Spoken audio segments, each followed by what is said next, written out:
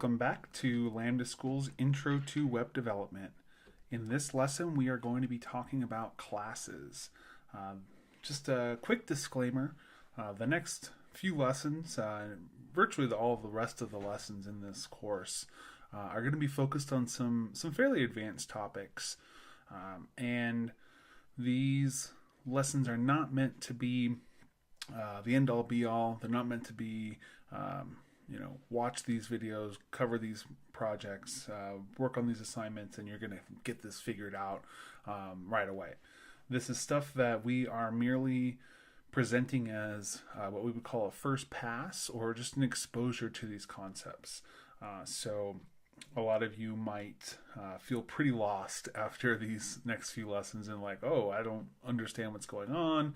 Maybe you're going to think that you don't get it or that there's something wrong, but just know that the vast majority of people aren't going to get this the first try. This is going to be something that you're going to have to work on and that you're going to have to continue practicing with, and eventually it's going to make sense, but it's not going to make sense the first time through. So just keep that in mind, and we'll try to go through this as slowly as possible, and we just want you to be exposed to these concepts before you start the full Lambda program. And we do go over these concepts much more in the full program as well. So really just something that we want you to be exposed to, so you know what we were talking about when we talk about a class, or in later lecture we're going to talk about a callback, these kind of things. We just want you to know kind of what we're talking about and have an idea of how it works, not necessarily be a master at it yet. So with that said, let's get into it. So first of all, what is a class? So when we create an object, we tend, if you remember back to our object video, objects tend to be a lot of data about one thing, right? Whereas arrays are a lot of data that's related to each other. Objects are usually a lot of data about one specific thing. So when we create an object, we're essentially creating a template for us to use over and over again, and we'll get into that in a moment. If you have, say, like a user, right, in your website, you're going to have a username, you're going to have an email, you're going to have a password probably, and you're going to have a username, email, and password for every single user in your entire system. So they have shared keys, and oftentimes they have shared methods as well. So in keeping with our dry principles, right, don't repeat yourself, we don't want to rewrite all that code over and over and over again. So JavaScript allows us to write special functions, known as a class constructor, that return a new object. And the object it returns is known as a class. And so essentially you're going to have, a whole bunch of users, and they're all going to be of the class user, right? So it gives us the ability to write as many of those users as we want without having to hard code each and every object every time we want to create a new one.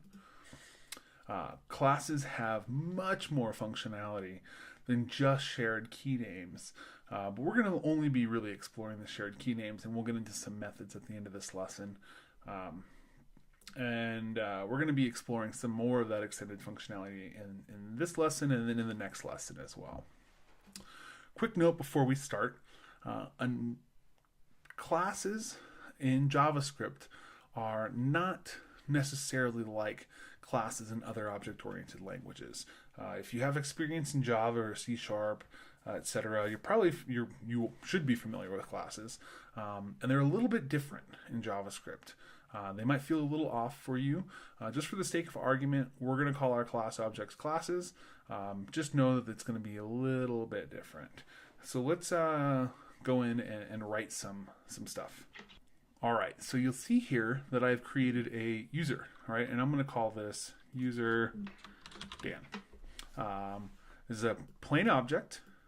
It's got a name with my name, an email with my email, and a password, which I've put the most secure password in the world in here. So you're like, okay, cool. I've got this user. We can console log. And there we go. We have our user. Now, what if I want to create another user? So in the past, we were going to have to let user Sarah equal an object with a name.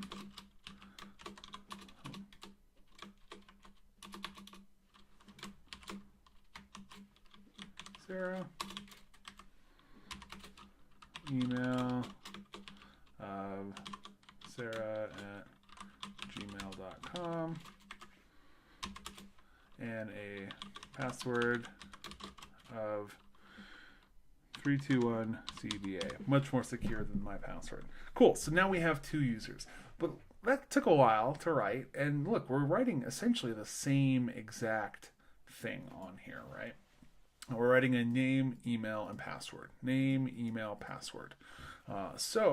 When we see ourselves rewriting code over and over again, we know this is a great time to either break it out into a function or give it something else so that we don't rewrite it again. And a function is really the way to go. So what if we did this? What if we broke it out into a function called user? And in here we gave it a name, email, and password. And inside of here we said we're going to create a new user with name of name, email of email, password of password. All right? And then we're going to return user. We could absolutely do this. This would be a great way to just create a new object for each user we wanted to. And now instead of this, we can just say let user Sarah equal user with, I'll just pass these items in, email, and password.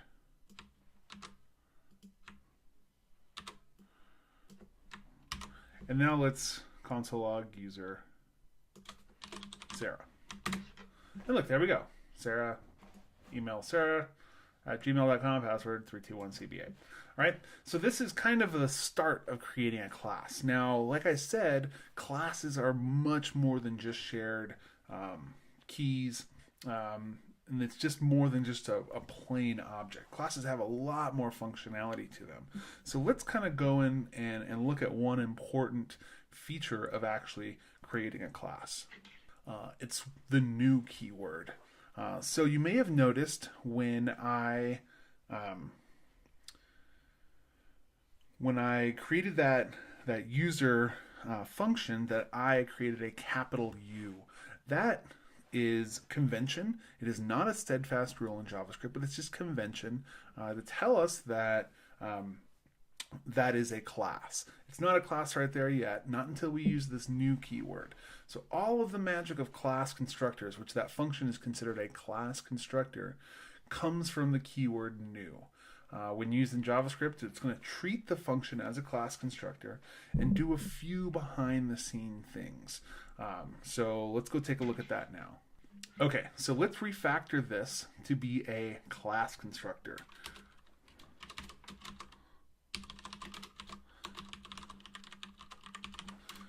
Now on here, when we call the function, this is where we're going to use the new keyword. We're going to say let user Sarah equal a new user. Okay, so that user is a class. And like I said, usually the vast majority of the time when you see a variable or a function with a capital letter at the beginning, we know that this is a class, okay? And we can use the new keyword on it. This is not a rule.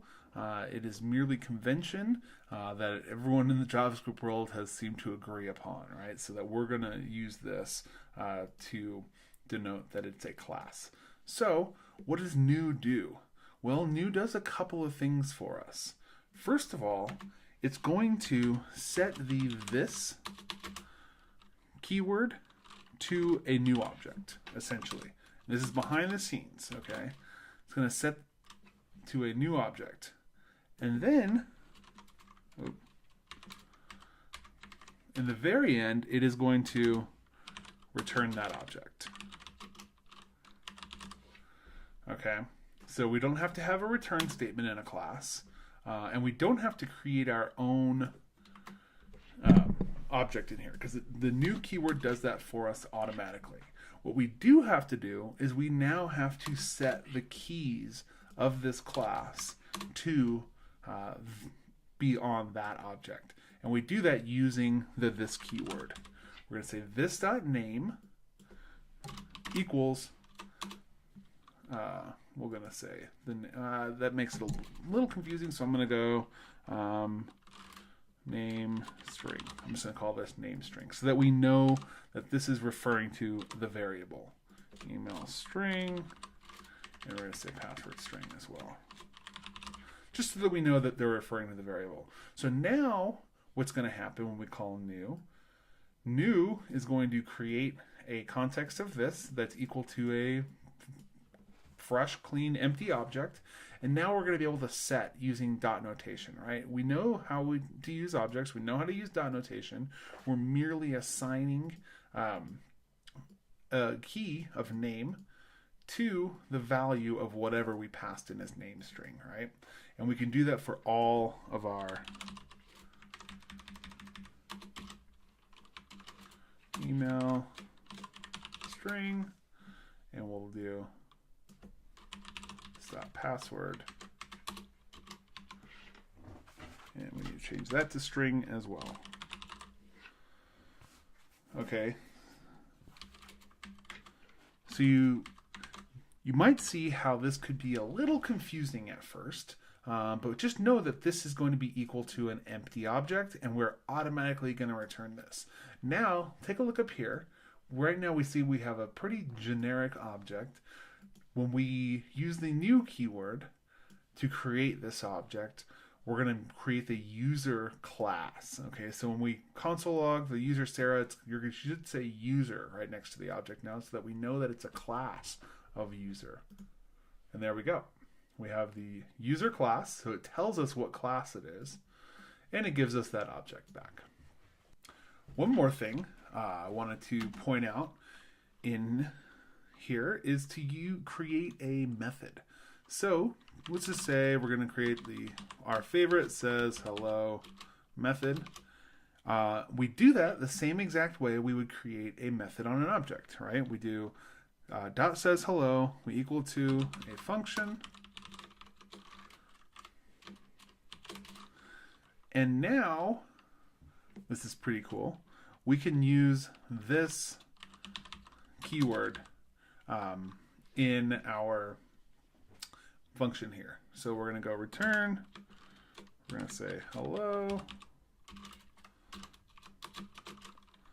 this dot name.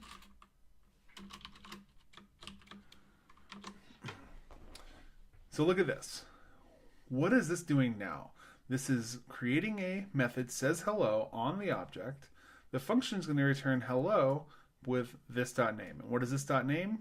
It's going to be whatever name string we've put in, right? So we're creating an object here, and that's going to return it for us. So if we say, instead of user.sarah, we're going to say user Sarah dot says hello, just like any other method, and we're going to call it.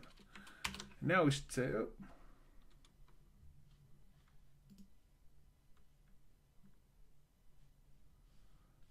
let's inside 21.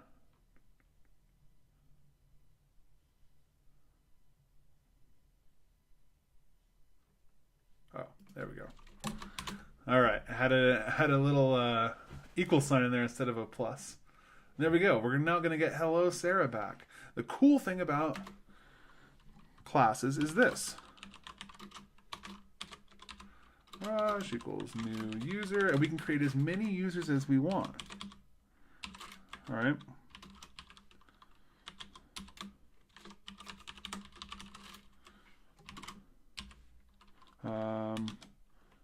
Super. Very, very secure Rajas. Okay. So what if we console log Raj, user Raj? look, we're going to get hello Sarah because we've already done that. Then we're going to get a user for Raj with the name of Raj, email, password. Oh, that's all right password, I guess. And still has that says hello function on it. So when we then say says hello, think for now what this is going to print out. These are both calling the same function essentially, right? So what is this going to be? Well, we're getting both of them correct. Okay, and this brings up our final point of this video. The this keyword can start to become very confusing when we start using it in classes. Okay, so remember when I talked about this keyword when we work with objects, how I said it's going to become a little bit more confusing.